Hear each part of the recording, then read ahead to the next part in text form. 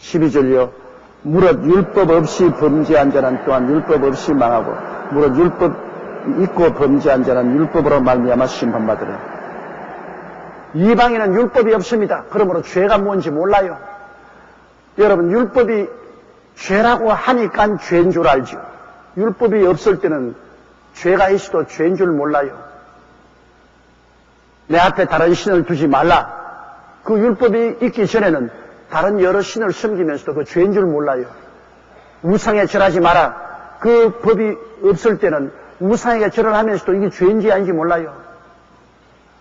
하나님 이름을 망령되게 부르지 마라. 그 말이 없을 때는 하나님 앞에서 마음대로 욕을 해도 그 죄인 줄 모르고 안식일을 거룩히 지켜라. 그 말이 없을 때는 성수 유대인들은 토요일이고 우리는 주일인데 성수 주일 안 해도 그 나쁜 줄 몰라요. 법이 그렇게 안 해주겠네. 그러므로 모든 죄는 법이 들어오니까 죄가 드러나죠. 법이 없으면 죄가 드러나지 않습니다. 하나님께서 인류에게 법을 주신 것은 우리 죄를 드러나게 하려고 주신 것입니다. 우리가 지킬 만한 힘이 있기 때문에 준 건 아닙니다. 타락한 사람은 법을 지킬 만한 힘이 없어요. 그런데 왜 법을 줬냐? 법이 있어야 죄가 드러나죠. 법이 들어오고 보니까 나는 완전히 형편없이 죄인이구나. 빛이 어두울 때는 아무것도 안 보이죠. 빛이 들어오고 나면은 모든 것이 보이죠. 제가 여러 번 이야기했지만은 제가 그 이야기만 하면 마음에 웃음이 나옵니다. 서대문에 있을 때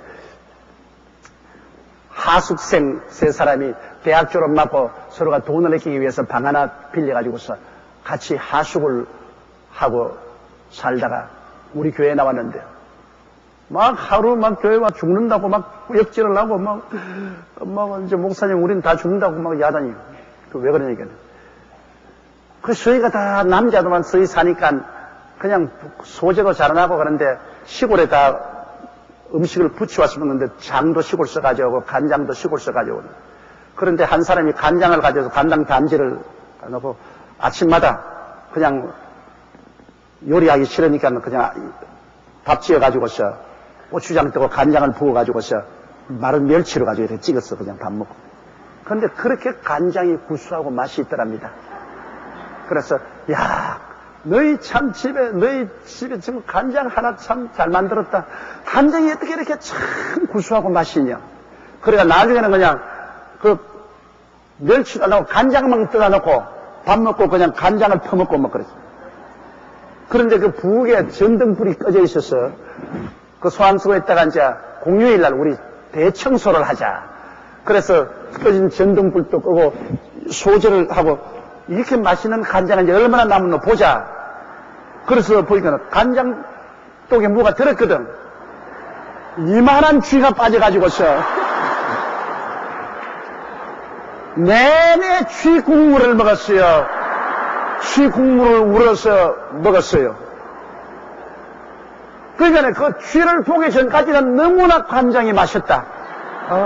참 간장 잘 담았다가 그 쥐를 보고 난 다음에 세 사람이 전부 다 구역질을 하고 그냥 뒹굴고 그러고 교회로 왔어요.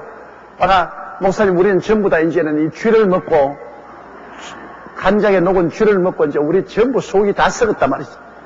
이게 안수해달라고 속이 다 썩었다. 당신들이 이거 간장에 쥐가 들어 있다는 것을 모를 때는 건강하고 좋았잖아요. 맛이 또 있고 그랬다. 그 쥐를 보고 나니까는 확 뒤집지 않은지. 벌써 생각이 됐다. 모든 것이 생각에 달렸다. 간장이 참 맛있다고 생각할 때는 괜찮았고 쥐가 들었다고 생각하니까 지금 확 뒤집어졌는데 그 생각을 고치라고. 주님이 같이 계시니 모든 것이 합동하여 유익이 된다고. 쥐도 전부 다 보약이 돼가지고서 지금 몸에 살이 붙었으니 괜찮다고. 알았으니 이제 먹지 말라고 그런 말을 한 적이 있습니다. 어두우면 몰라요. 그러니까 율법은 등불과 같아서 율법이 들어와서 우리에게 죄를 이렇게 비추어주니 죄인 줄 알지. 율법이 들어오기 전에는 우리가 죄를 지고도 몰라요. 그러나 이방인은 율법이 없으니까 율법 없이 다 죄를 지었죠. 죄인 줄도 모르고 죄를 지었죠. 죄인 줄 모르고 죄를 지었으니 그건 용서받아야죠. 그럴 수 없죠. 여러분 병에다가 독약이라고 써놓고 먹는 놈도 죽고 독약이라고 안 쓰는 독약도 먹으면 죽습니다. 그렇잖아요. 아니 나는 독약이라고 안 쓰는 걸 먹었기 때문에 난 안 죽어야지. 죽을 이유가 없어. 레테롤 독약이라고 안 써놨을 사람이지 독약은 독약이야. 모르고 먹어도 죽고 알고 먹어도 죽어요. 독약은 독약이니까. 죄는 독약이에요. 모르고 죄인 줄 모르고 지어도 죽고 죄인 줄 알고 지어도 죽어요. 죄는 난 모르고 지었다고 해서 변명이 되지 않습니다. 모르고 지어도 그는 죄인이요 알고 지어도 죄인 것이요. 아담과 하와가 하나님께 범죄하고 하나님께 쫓겨나온 이후로 인류는 벌써 뱃속에부터 죄 중에 잉태되고 죄 중에 태어났습니다. 우리는 그런 원죄가 있습니다. 원래부터 죄의 피를 받았어요. 죄의 피를 받았어요. 원죄입니다. 그러므로 육신으로 태어난 사람은 아무 일을 안 해도 죄인입니다. 지가 아무리 세상에서 의롭고 착하고 거룩하게 살았다 해도 벌써 혈통이 죄인입니다. 혈통이 죄인입니다. 원죄. 그 혈통이 죄인인 것, 우리 조상이 죄 지었지만 내가 죄 지었나? 그렇게 한다고 원숭이가, 난 사람 될래. 우리 조상이 원숭이였는데 내가 왜 원숭이야? 난 사람 될래. 그런데 그래서 사람 되나요? 조상이가 원숭이면 지도 원숭이에요. 아무리 사람 행동을 해도 사람이 안 되는 거예요. 조상이 범죄해서 거기서 태어난 우리들은 태어날 때부터 죄인이니 원죄죠. 그러므로 가만히 있어도 지옥 가요. 가만히 있어도. 사람이 물과 성령으로 거듭나지 아니하면 하늘나라를 볼 수 없다는 말이 거기에 있는 것입니다. 옛사람은 죽고 새사람으로 거듭나야 돼요. 그러므로 원죄를 가진 사람이 자동적으로 뿌리가 죄니 열매는 죄의 열매를 맺지요. 그러니까 원죄를 가진 사람이니까 열매인 어느 심사 행동은 전부 죄를 짓고 사는 거죠. 그러므로 온 세상은 다 죄 아래 있고 다 심판 아래 있는 이유가 거기에 있는 것입니다. 원죄 위에 우리는 그 뿌리에서 자범죄 우리 삶의 개인적인 행위에서 수많은 죄를 지은 것입니다. 그러므로 율법을 알고 지은 죄도 죄고 율법을 모르고 지은 죄도 죄고 독약인 줄 알고 먹어도 죽고 독약인 줄 모르고 먹어도 독약은 먹으면 죽어요. 그러므로 똑같이 심판받는 것입니다. 13절요. 하나님 앞에서는 율법을 듣는 자가 의인이 아니요 오직 율법을 행하는 자라야 의롭다 하심을 얻으리니. 그러므로 유대인들이 율법까지 있다고 자랑합니다. 그 이방인들은 죄인이요 율법도 없지. 우리는 하나님께 또 율법을 받은 사람이다. 우리 율법을 가지고 있다. 그게 자랑할 게 뭐예요? 율법 가지고 다 범하면 가지고 있는 게 무슨 유익이 있어요? 율법을 가지고 있으면 율법을 지켜야죠. 그래야 살죠. 가지고만 있다고 해서 되나요? 너는 교회 안 나오지. 나는 우리 아버지가 장로요, 우리 어머니가 권사요. 나는 교회 세례받고 교회에 등록돼 있다. 교회에 들어와서 세례받고 등록되어도 예수 안 믿으면 교회가 무슨 의미가 있습니까? 교회에 오는 것은 예수를 믿기 위해서 오는 것인데 많은 사람이 교회에 오면서 예수 안 믿는 사람 많아요, 여러분. 종교심으로 오는 가족 전통 내내 가족 전례로 우리는 기독교 신자다. 아버지가 신자고 어머니가 신자고 나도 그냥 교회 와서 세례받고 이럴 때부터 난 교회 나온다. 그럼 교회 나오나 예수가 구주인 줄 모르고 그리스도를 모시지 않았으시면 교회 왔다 갔다 한다 해서 그 사람이 구원을 받나요? 절대로 받지 못하죠. 교회에 오는 것은 좋은 일이지요. 그러나 교회에 왔으면 예수를 믿어야죠. 율법을 가진 것은 좋은 일이지요. 그러나 율법을 지켜야죠. 지키지 않고 그냥 그것을 구경감으로 가지시는 아무 소용이 없는 것입니다.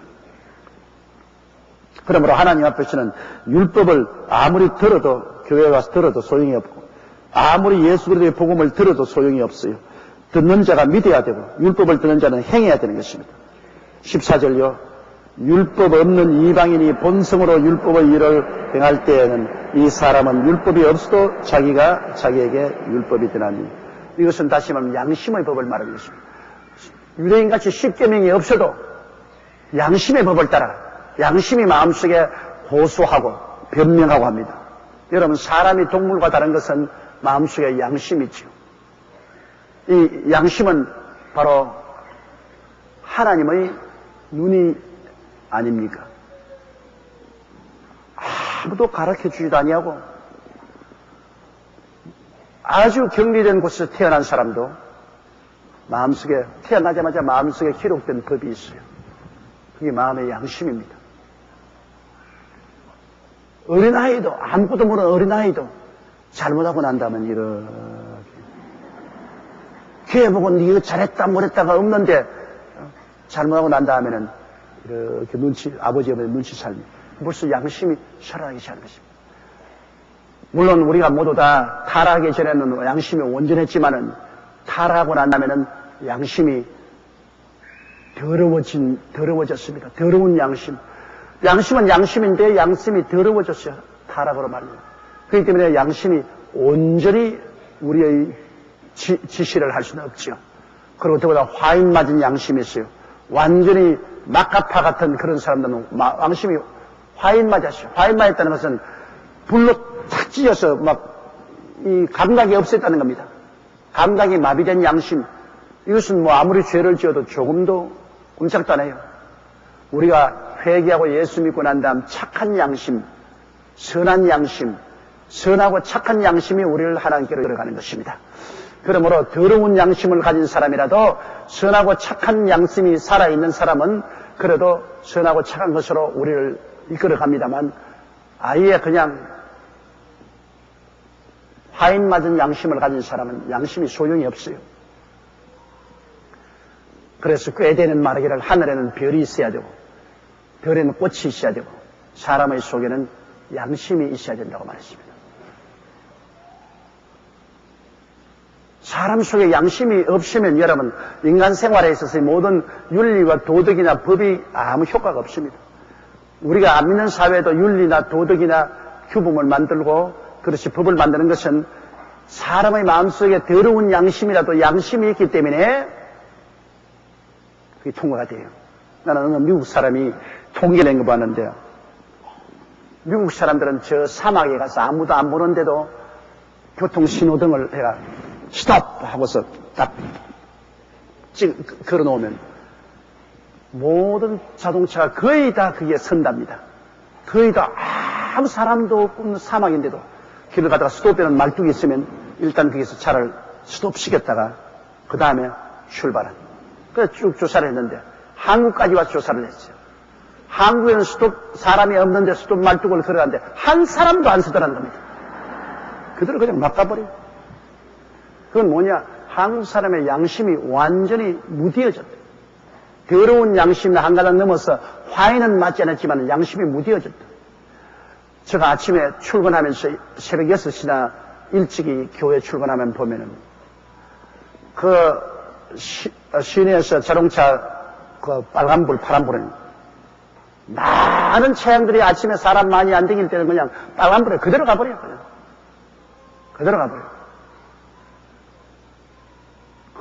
법이 있어도 양심이 무뎌지니까 사람들 안 본다 싶어서 법을 안 지켜요. 그래가 은행 창구에 그냥 남은 돈도 자기가 도박하고 빚진 것도 하기 위해서 20억이 얼마나 큰 돈입니까?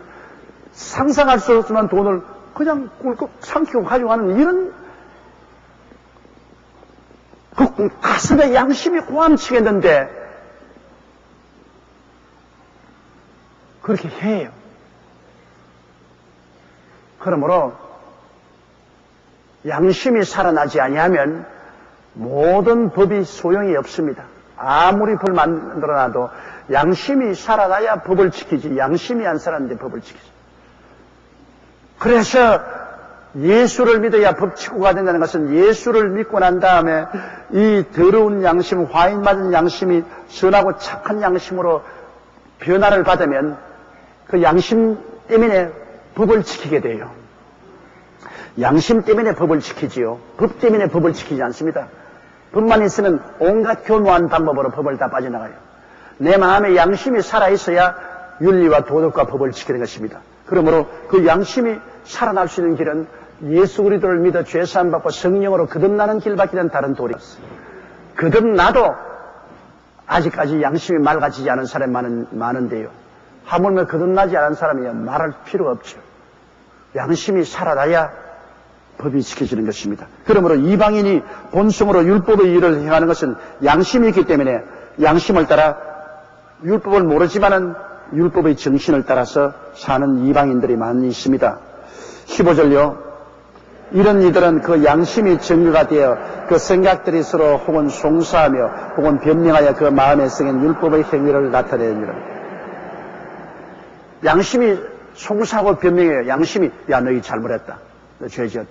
또 그러면 또 양심이 아니야 이건 죄가 아니다. 이건 올바른 행동이다. 양심이 서로 자꾸 정죄하고 고소하고 변명하고 이래서 바른 길을 걸어가는 것입니다. 양심을 따라 사는 것을 말하는 것입니다. 그러면 이 사람은 율법을 안 받았어도 율법을 받은 유대인과 꼭 같아요. 이방인들이 율법을 안 받은 죄인이라고 하지만은 양심이 살아서 양심의 법을 따라 살은 사람은 유대인들이 율법을 받아서 율법을 지키고 산 사람과 같이 취급이 되는 것입니다.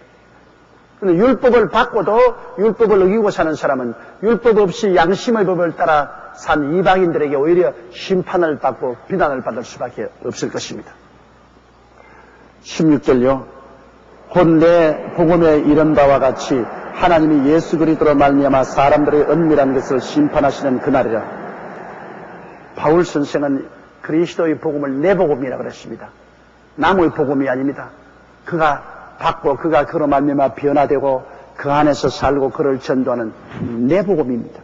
여러분 우리도 그리스도의 복음이 내 복음이 돼야 돼요.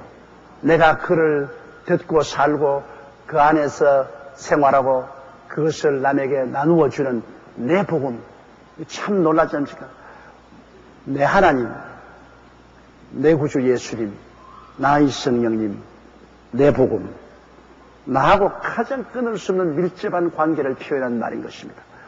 우리는 하나님과의 관계는 제3자의 관계가 아닙니다. 직접적인 관계인 것입니다. 하나님과 나, 예수 그리스도와 나와 성령과는 직접적인 관계인 것입니다.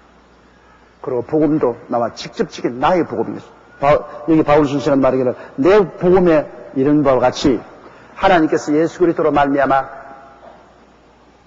모든 은밀한 것을 심판하는 것은 언제입니까? 그리스도께서 지상에 강림하실 때, 그리스도께서 공중 재림하실 때, 그때는 공중에 올라가서 예수 믿는 사람 양심을 따라 상급 심판받을 것이요. 나중에 지상 재림에서 천년왕국 이후에 백보자 심판대 앞에 섰을 때 주님께서 아버지가 예수를 통해서 모든 사람을 심판하여서 생명체에 기록되지 않은 사람을 불과 유황으로 탄 못으로 던지는 때가 다가오게 되는 것입니다. 그러므로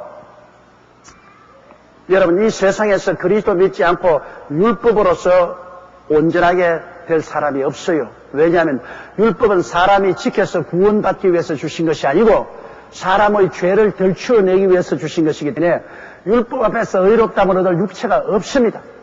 율법 앞에서는 다 죄인이요. 그래서 율법은 어린아이 선생같이 되어서 우리를 예수 그리스도로 몰아오는 안내자가 됩니다. 율법 앞에서 우리가 전부 죄인이니까 그러면 어찌할꼬 예수를 믿어라. 그러게 되는 것입니다. 그러므로 율법은 우리를 구원할 수 있는 법이 아니라 우리로 하여금 죄인으로서 우리의 모습을 밝히 보여주므로 정죄받은 것을 알고 예수님 앞에 오도록 인도하는 선생에 불과한 것입니다. 율법의 그 자체를 지켜서 구원받을 사람도 없고 양심의 법을 지켜서 구원받을 이방인도 없습니다. 왜? 자기 양심 그 자체도 타락한 사람의 양심은 온전한 양심이 아닌데다가 양심을 따라 사는 사람이 누가 있습니까? 온전히 100% 양심을 따라 살았다고 자부할 사람은 없단 말입니다. 그렇기 때문에 이 세상에 이렇게 법이 많아도 지켜지지 아니하고 수많은 사람이 양심을 부러졌지만은 양심대로 사는 사람이 없지 않습니까? 자기 편리대로 양심을 말하죠. 공산주의는 공산주의 양심을 가지고 민주주의는 민주주의 양심을 가지고 있습니다. 이러므로 서로 다 자기 양심이 옳다고 말하니까 그 올바른 척도를 얻습니까? 이러므로 구원은 예수 믿는 길밖에는 없습니다. 내 양심대로 살았으니까 나는 법 없이도 사는 사람이 천당간다. 어림없는 소리. 자기 양심이 온전한 것 같지만 하나님 보시기에는 그 양심이 이미 상처 입은 양심인데요. 양심을 통해서도 구원 못 받고 율법을 통해서도 구원 못 받고 오직 예수 그리스도를 통해서 구원받습니다. 우리의 일생의 죄를 대신 짊어지고 십자가에 몸짓고 피 흘려 우리 죄가를 도말하신 이 예수님이 얼마나 고마운 일입니까? 이 예수 그리스도를 믿음으로 말미암아 우리는 무조건하고 죄 없음을 받는, 이러므로 신약 시대의 구원의 조건은 믿음밖에 없습니다. 누구든지 저를 믿으면 멸망하지 않고 영생을 얻으라. 믿음 하나, 믿음으로 우리는 죄사함을 받고 그 다음 성령으로 말미암아 우리 양심도 변화받고 우리의 삶도 변화받아서 우리가 삶의 생활의 율법의 제도가 이루어지도록 점점 발전해 나가는 것이지. 그거는 우리가 변화되어 나가는 것이지 우리 자체가 구원받는 것은 예수의 보혈밖에 없는 것입니다. 내가 율법을 따라 올바르게 살면 살수록 하늘나라에 가서 하나님께 상급이 크고, 율법을 따라 살지 못하고 자꾸 넘어지면 많은 매를 맞게 되고 하늘나라에 가서 상급이 적거나 없게 되는 것입니다. 우리는 차나 깨나 예수 그리스도와 그 보혈만 자랑해야 되는 것입니다. 그리스도와 그 십자가에 못 박여서 고난당한 그 보혈의 능력 이외에 우리가 다른 것은 추호도 의지할 수 없습니다. 절대로 의지할 것이 못 됩니다. 그러나 예수 그리스도와 그 십자가에 못 박이신 그 은혜만은 영원히 우리가 의지할 수 있는 것입니다. 우리 주여 세 번 부르고 통성으로 기도하십시다. 주여, 주여, 주여. 사랑이 많으시고 거룩하신 우리 하나님 아버지, 우리 주 예수 그리스도의 은혜와 사랑